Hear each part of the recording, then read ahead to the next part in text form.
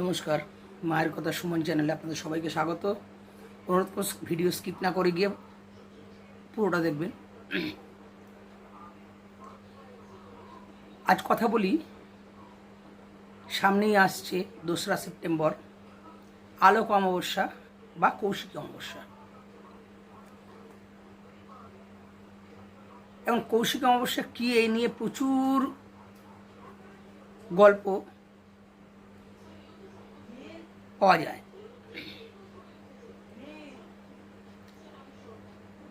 কৌশিক অমাবস্যা বিভিন্ন পুরাণে পাওয়া যায়, পঞ্জিকাতে পাওয়া যায়, বা বিভিন্ন মানুষের মতেও পাওয়া যায়, বিভিন্ন ধরনের মতবাদ। সঠিক কোনটা একমাত্র মনে হয় মহামায়াই জানেন। তবে অনেকেই কৌশিকী বানানটা লেখেন তালিব্য স দিয়ে।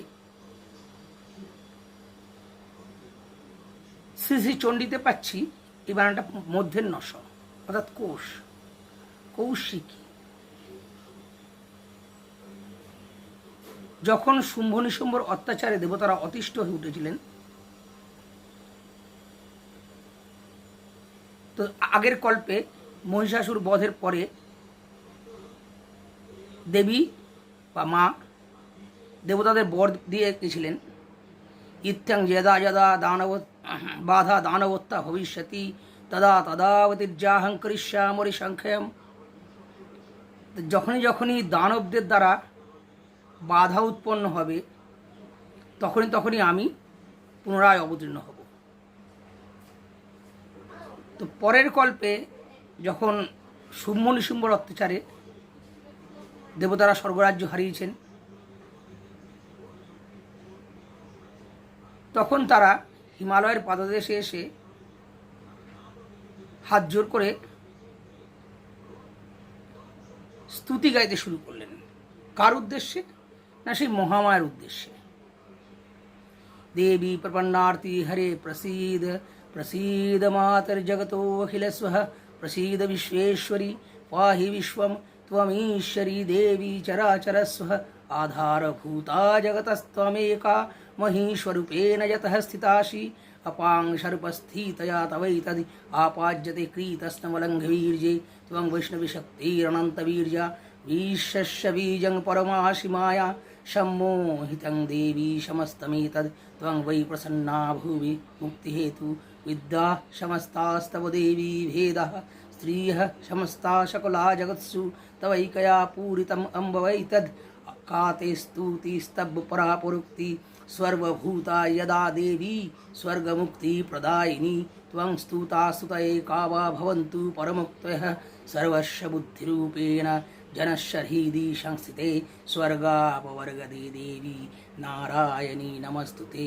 कलाकाष्ठादिरूपेण परिणामप्रदायिनी विश्वस्य परतौ शक्ते नारायणी नमस्तुते सर्वमङ्गलमङ्गल्ये शिवे सर्वार्थसाधिके शरण्ये त्र्यंबके गौरी नारायणी नमस्तुते सृष्टिस्थिति विनाशानं शक्तिभूते सनातनी गुणाश्रये गुणमये नारायणी नमस्तुते शरणागत दीनार्थ परित्राणपरायणे सर्वस्यार्ति हरे देवी नारायणी नमस्तुते हंसयुक्त विमानस्थे ब्रह्माणि रूपधारिणी कौशाम्भक्षरिके देवी नारायणी नमस्तुते त्रिशूलचन्द्राहिधरे महावृषभवाहिनी माहेश्वरी स्वरूपेण नारायणी नमस्तुते मयूरकुक्कुटभृते महाशक्तिधरे अनघे कौमारी रूपसंस्थाने नारायणी नमस्तुते शङ्खचक्रगदासारं गृहीत परमायुधे प्रसीद वैष्णवी रूपे नारायणी नमस्तुते गृहीत ब्रह्मचक्रे दंष्ट्रोद्धृत वसुन्धरे वराहरूपिणी शिवे नारायणी नमस्तुते नृसिंहरूपिणग्रेण हन्तुं दैत्यान् कृतोद्यमे त्रैलोक्यत्राणसहिते नारायणी नमस्तुते किरीटिनी महावज्रे सहस्रनयनोज्ज्वले वित्रप्राणहरे चैन्द्री नारायणी नमस्तुते शिवदूती स्वरूपेण हतदैत्यो महाबले घोररूपे महारावे नारायणी नमस्तुते दंष्ट्राकरालवदने शिरोमाला विभूषणे चामुण्डे मुण्डमथने नारायणी नमस्तुते लक्ष्मीलज्जे महाविद्ये शुद्धे पुष्टि स्वधे ध्रुवे महारात्रि महाविद्ये नारायणी नमस्तुते मेधे सरस्वती वरे भूतिबाह्रवितामसि नियते त्वं प्रसीदेशे नारायणी नमस्तुते सर्वस्वरूपे सर्वेशे सर्वशक्ति समन्विते भये भस्त्राहिनो देवी दुर्गे देवी नमस्तुते एतत्ते वदनं सौम्यं लोचनत्रयभूषितं पातु नो सर्वभीतिभ्यो कत्तायनी नमस्तुते ज्वालकरालमत्युग्रं शेषशूरशूदनं त्रिशूलं पातु निर्भीते भद्रकाली नमस्तुते हिनस्ति दैत्यते यांशी श्वानेन पूर्यया जगत् सा घण्टा पातु नो देवी पावेभ्यो नः सुतानिव अश्राश्रिगवशापङ्क चर्चितस्ते करोज्जलः शुभाय खर्ग भवतु चण्डिके त्वां नता वयं रोगानशेषानपहंसि तुष्टा रुष्टा तु कामान् सकलानभीष्टान् त्वमस्थितानां न विपन्नराणां त्वमाश्रिता झस्रयतां प्रयन्ति एतं कृतं यत् कदनं तयाद् धर्मदीशा देवी महासुराणां रूपैरनेकैः बहुधात्ममूर्तिं कृत्वाम्बिके तत्प्रकृति कान्या विद्यासु शास्त्रेषु विवेकदीपेषु वाद्येषु वाक्येषु च का तदन्या ममत्वर्तयति महान्धकारे बिभ्रामयते तदतीव विश्वं रक्षांसि यत्रोग्रविशाश्च नागा यत्रार्यदुस्सुबलानि यत्र दावानल यत्र तथावधिमध्ये तत्र स्थिता त्वं परिपासि विश्वं विश्वेश्वरी त्वं परिपासि विश्वं विश्वात्मिका धारयसीति विश्वं विश्वेशवन्दा भवती भवन्ति विश्वाश्रया ये त्वयि भक्तिनम्रा देवी प्रसीद परिपालनरिहूते नित्यं यथा शूरवधादधूनैव सद्यः पापानि सर्वजगतांश्च समग्नयासु उत्पातपाकजनितांश्च महोपसर्गान् पुनतानां प्रसीद त्वं देवी विश्वार्तिहारिणी त्रैलोक्यवासिनामिड्डे लोकानां वरदा भव।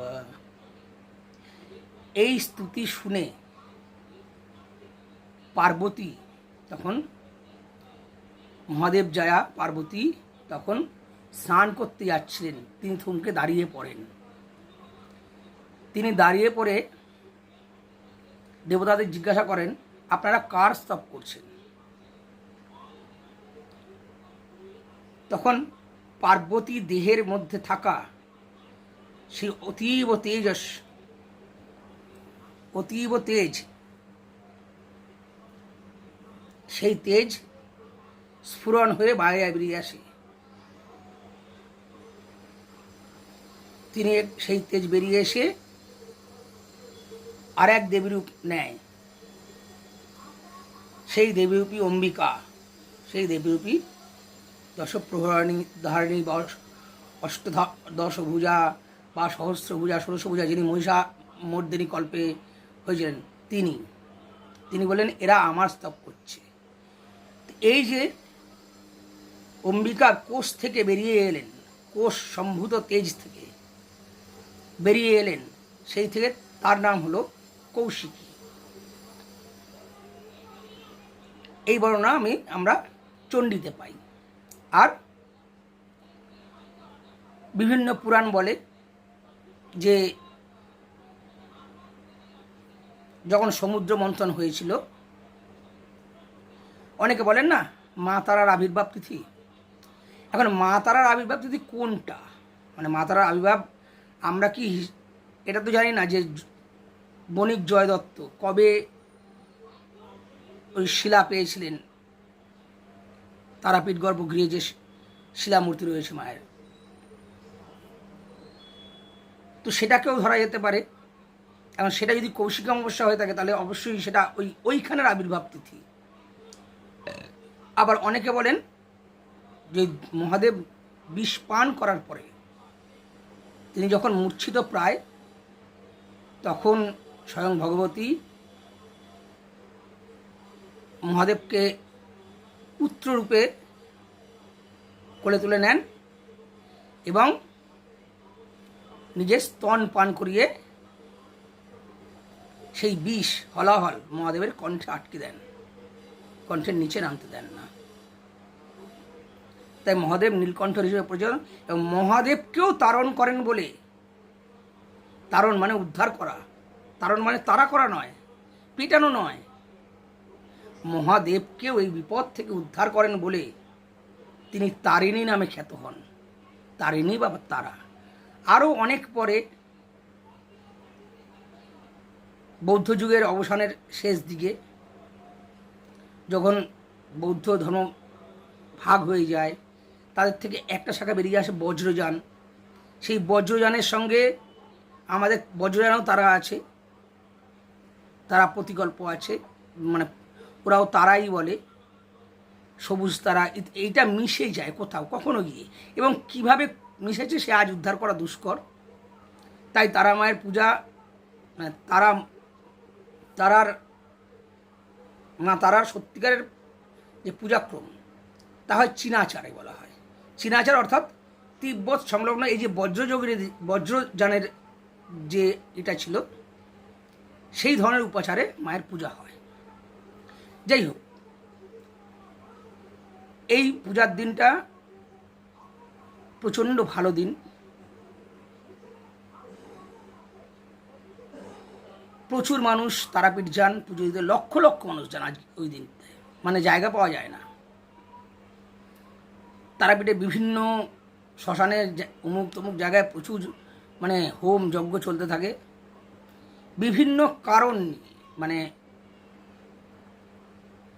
ভালো কারণও যেমন থাকে, খারাপ কারণও থাকে এর মধ্যে। এই অমাবস্যাটা এমনই, অর্থাৎ এই কারোর ক্ষতি করতে হবে ইত্যাদি এই ধরনের মানসিকতা নিয়েও কিছু মানুষ হোমযজ্ঞ করাতে যান। এই ধরনের কিছু তান্ত্রিক আছে। আবার নিজের বিপদ কাটাতেও কিছু মানুষ যান। এবার কে কোনটা কি করছে সেটা তো সামনে না থেকে দেখলে বোঝা যাবে না। সামনে থেকেও অনেক সময় বোঝা যায় না যে কে কী কাজ করতে বসেছে। তো ওই দিন যারা যে মন্দিরেই পুজো দিতে যান না কেন, তারাপীঠ সহ, আমি অনুরোধ করব মায়ের কাছে কিছু মানত করবেন না। যেমন কেন করব না, মানত করাটা না অনেকটা সেই ঘুষ দেওয়ার মতন ব্যাপার হয়ে যায়। তুমি আমায় এটা করে দাও, আমি তোমায় এটা দেবো। মাকে ঘুষ দিয়ে বশ করতে যাবেন না। আপনার যেটা প্রাপ্য আছে, আপনি যদি সৎ কর্ম করেন আপনি ঠিক সেটা পাবেনই। আপনার যেটা প্রাপ্য নয় সেটা হাজার প্রচেষ্টা করলেও আপনি পাবেন না। কিন্তু ভগবানকে বা ঈশ্বরকে যদি বাধ্য করেন কোনো কিছু দিতে, সেই কর্মটা আপনার হচ্ছে কিন্তু, এবং সেই কর্মফলটাও আপনাকে ভুগতে হবে। তাই অনুরোধ করব, কেউ কোনো কিছু মানত করবেন না ওই দিন। পুজো দিন, ভক্তিভরে মায়ের পুজো দিন, এবং মাকে শুধু দর্শন করে আসুন। দর্শনেই যথেষ্ট, দর্শন করে আসুন। মা সব জানেন, কার কি প্রবলেম সমস্যা, তিনি অন্তর্যামী, তিনি সব জানেন। প্রত্যেকের অন্তরে তিনিই বাস করছেন, তিনি সব জানেন। তাকে আলাদা করে তার সমস্যার কথা বলতে হবে না, গিয়ে আমার এই সমস্যা মা, আমার ওই সমস্যা, এগুলো মিটিয়ে দাও, ওগুলো মিটিয়ে দাও বলতে হবে না। খালি মা বললো, মা এসছি, তোমার পুজো দিতে এসছি, পুজোটা গ্রহণ করো। আরেকটা কথা আমি দেখেছি, এটা অনেক মানুষই তারাপীঠে গেলে শ্মশানে ঘোরাঘুরি তো করেন, তার মধ্যে কিছু মানুষ জানি না কোন মানসিকতা থেকে, তাদের কে বলেছে না বলেছে, শ্মশানের মাটি সংগ্রহ করে নিয়ে আসেন। দয়া করে ভুলেও এই কাজটি করতে যাবেন না। শ্মশানের মাটি, শ্মশান পবিত্র স্থান, অবশ্যই পবিত্র স্থান, যেখানে এই নশ্বর দেহ পঞ্চভূতে বিলীন হচ্ছে, সেই স্থানটার মধ্যে পবিত্র দেহ, পবিত্র জায়গা আর কিছু হয় না। কিন্তু সেটা ওইখানেই পবিত্র, অর্থাৎ ওই বাউন্ডারি চত্বরের মধ্যে, কারণ ওটি মহাকাল এবং মহাকালী বিচরণ স্থান। কিন্তু ওইখানে কত না মানুষের অপঘাতে মৃত্যু, ইচ্ছা মৃত্যু অর্থাৎ সুইসাইড বা ইত্যাদি, এবং কত না মানুষের, তাছাড়া এমনি সাধারণ মানুষ তো আছেই যারা হাজার কামনা বাসনা নিয়ে এটা করতে পারলাম না ওটা করতে পারলাম না নিয়ে মারা যাচ্ছেন। এই সব ইচ্ছাগুলোরও কিন্তু ওখানে দেহটা পুড়ছে, দেহটা ছাই হচ্ছে। মন তো ইচ্ছা মানে ইচ্ছাগুলো তো, ইচ্ছার তো কোনো অন্ত নেই, ইচ্ছাকে কেউ শেষ করতে পারে না, কারণ স্বয়ং ইচ্ছাময়ের ইচ্ছা তো। এই সব ইচ্ছাগুলো মনকে আঁকড়ে ধরে ওখানে ভেসে থাকে।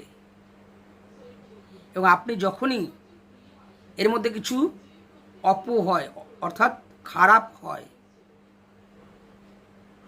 যারা নিজেদের জীবদ্দশায় নিজেদের স্বাদ পূর্ণ করতে পারেনি, তারা চেষ্টা করে অন্যের উপর দিয়ে নিজের সেই স্বাদগুলো পূরণ করে নেওয়ার চেষ্টা, ফলে তারা সুযোগ খুঁজে।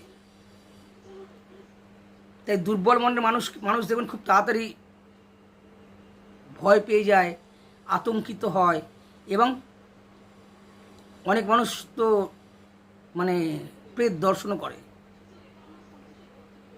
তো যারা যাবেন তারা দয়া করে এই কাজটি করবেন না ভুল করে। শ্মশানে মাটি বাইরে আনবেন না, কারণ শ্মশানের ভেতরে ওটা পবিত্র, বাইরে নয়। বাইরে আসা মাত্র ওটাতে যত রাজ্যের অপশক্তি আছে সেগুলো এসে ভর করবে। দয়া করে এই ভুলটা করবেন না, এই ভুলটা করবেন না। কৌশিক অমাবস্যার দিন ভক্তিভরে মায়ের পুজো দিন, যার যতটুকু সামর্থ্য সে সেই অনুযায়ী পুজো দিন। মা বলেননি আমাকে এত টাকা পুজো দিতে হবে, এত টাকার দিতে হবে, এত দামি শাড়ি দিতে হবে। কিছু না পেলে দুটো জবা ফুল তুলে নিয়ে গিয়ে বাড়ির থেকে সেটা দিয়ে মায়ের পায়ে অর্পণ করুন। তাও যদি না থাকে খালি হাতে যান, মাকে প্রণাম করুন, কিন্তু ওই ইচ্ছাগুলো চাপিয়ে দেবেন না, নিজের ইচ্ছাগুলো তার উপর চাপিয়ে দেবেন না। আর এই ভুলগুলো করবেন না। আর শ্মশানে এই যে হোমযজ্ঞগুলো হচ্ছে এর ধারে কাছে না যাওয়াই শ্রেয়, কারণ কোনটা ভালো কাজের জন্য হচ্ছে আর কোনটা মানুষের ক্ষতি করার জন্য হচ্ছে আপনারা সাধারণ মানুষরা জানেন না, বুঝবেন না, ফলে এফেক্ট পড়তে পারে। এড়িয়ে যাওয়াটাই শ্রেয়। যাই না, মায়ের মন্দিরে আছে, শ্মশান এমনি ঘুরবো, শ্মশানে যেখানে সেখানটায় যাই। আর এখন তো তারাপীঠ শ্মশানকে আমি অনেকবার বলেছি, যেটা আমার প্রচণ্ড ক্ষোভ তারাপীঠ মন্দির কমিটি এবং প্রশাসনের কাছে, শ্মশানকে শ্মশানের ঐতিহ্য ফিরিয়ে দিন। শ্মশানকে মিলেনিয়াম পার্ক বানাবেন না। শ্মশানে অত উঁচু উজ্জ্বল আলো, শ্মশানটা শুধু ওই দেহ পোড়ানোর জন্য নয়, শ্মশানে প্রচুর এমন কিছু বাস করে তাদের জন্যও শ্মশান, শুধু মানুষের দেহ পোড়ানোর জন্য আর ডোমদের জন্য শ্মশান নয়। প্রচুর কীটপতঙ্গ থেকে শুরু করে বাদুড়, চামচিকে, পেঁচা, শকুন, এদেরও বিচরণস্থল শ্মশান। সাপ, শিয়াল, আজকে আলোর জন্য তারা বেরোতে পারছে না, মানুষের এত ভিড়, তারা লুকিয়ে গেছে, পালিয়ে যাচ্ছে। আর তাছাড়া শ্মশান যাদের বিচরণ স্থল, তারা তো ক্ষুব্ধ হচ্ছে। শ্মশানকে শ্মশানের ঐতিহ্য ফিরিয়ে দিন। শ্মশানকে মিলেনিয়াম পার্ক বেড়াবার স্থান নয়, ওটা দর্শনের স্থান, গিয়ে প্রণাম করে আসার স্থান। যাদের দেহ পুড়ছে তারা দিব্যান লোকান সাগাচ্ছাতু, তাদের যেন মা দিব্যলোক প্রদান করে দেন। কিন্তু ওখানে গিয়ে পপকর্ন খেতে খেতে ঘোরাঘুরি করা, এটা করবেন না। আর মন্দির কমিটি বা এদের কাছেও আমি অনুরোধ করব, শ্মশানকে শ্মশানের ঐতিহ্যটা ফিরিয়ে দিন দয়া করে। গাছ লাগান আরও, যাতে শ্মশানের বাসী যারা ছিল তারা যেন ফিরে আসতে পারে। আলো কমান এবং আলো নিচু করুন আরও। অত উঁচুতে আলো দিলে আপনারা ভাবেন চতুর্দিক আলো হচ্ছে, এটা ভুল। আলো নিচে নামান আলো। যেখানে দেহ পোড়ানো হচ্ছে শুধু ওইটুকু জায়গা আলো হলেই যথেষ্ট, চতুর্দিকে আলো ছড়ানোর প্রয়োজন নেই। আমরা আমাদের স্বার্থে না প্রকৃতির উপর এত আঘাত আনছি। আজকে আপনারা শুনেছেন যে তারাপীঠ শ্মশান দ্বারকার জলে ভেসে গেছে। এগুলো কেন হয়? প্রকৃতির উপর আমরা যত ই করি না, প্রকৃতি তো ঠিক একটা না একটা সময় কিন্তু শোধ তুলবেই। আজকে তাই হচ্ছে। তাও তো এগুলো কমের উপর দিয়ে যাচ্ছে, খুব কমের উপর দিয়ে। ভাবুন কেদারনাথের মতন অবস্থা হলে কি হবে। তাই প্রকৃতির সঙ্গে ছেড়ছাড় কেন করছেন? কেন প্রকৃতিকে ধ্বংস করে কংক্রিট বাধাই করে মিলেনিয়াম পার্ক বানাচ্ছেন? করবেন না। প্রকৃতিই স্বয়ং মা। এই যে দুর্গারূপের পুজো আমরা করি, এটা আসলে অ্যাকচুয়ালি প্রকৃতি পুজো। নবপত্রিকা যে বাঁধা হয়, পুজোয় আনা হয়, নবপত্রিকার পুজো করা হয়, প্রকৃতি পুজো। এবং দেখুন প্রকৃতির মধ্যে যত রকমের প্রাণী পাওয়া যায়, হিংস্র, সাপদ, সরীসৃপ, খেচর, ভূচর, সব মায়ের সাথেই রয়েছে। সিংহ, মোষ, মহাদেবের ষাঁড়কে দেখানো হয় না কিন্তু উপরের ছবিতে থাকে।